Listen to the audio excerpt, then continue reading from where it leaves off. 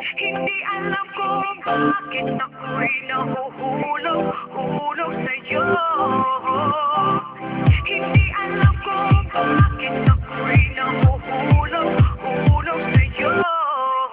Naaalala ko pa dati nung unang ka makita, diba? Wala kang nang kagwapuhan na maipakita. Inaasar ka na kulang ka sa vitamina at mukha mo daw nasabugan pa ng